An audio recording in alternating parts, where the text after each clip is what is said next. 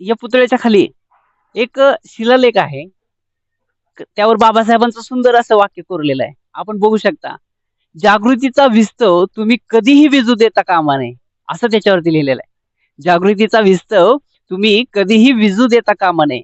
ज्या लोकांमध्ये आपला जन्म झाला, त्यांचा उद्धार करणे आपले कर्तव्य आहे, अशी ज्यांना जाणीव आहे, ते धन्य हो. गुलामगिरीवर हल्ला चढवणाऱ्यांसाठी जे आपले तन, मन, धन आणि तारुण्य कुर्बान करतात, ते धन्य होत. आणि अस्पृश्यांना आपली माणुसकी पूर्णपणे मिळेपर्यंत जे बऱ्याची, वाईटाची, सुखाची, दुःखाची, संकटांची, वादळांची, मानाची, अपमानांची पर्वा न करता एकसारखे झगडत राहतील, ते धन्य होत.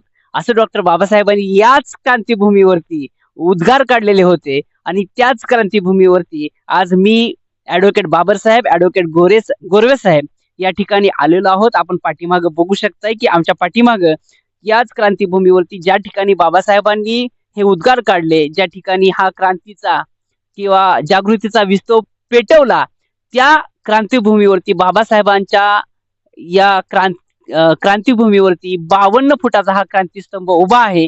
आणि या ठिकाणी आल्यानंतर आम्हाला खऱ्या अर्थानं एक मनामध्ये एक नवीन प्रेरणा मिळालेली आहे. आणि त्याच प्रेरणेतून आम्ही आमच्या टीमच्या वतीनं या ठिकाणी जागर संविधानाचा चालता बोलता जागर संविधानाचा हा उपक्रम 1 एप्रिल ते 30 एप्रिल या कालावधीमध्ये आपणा सोबत घेऊन येणार आहोत.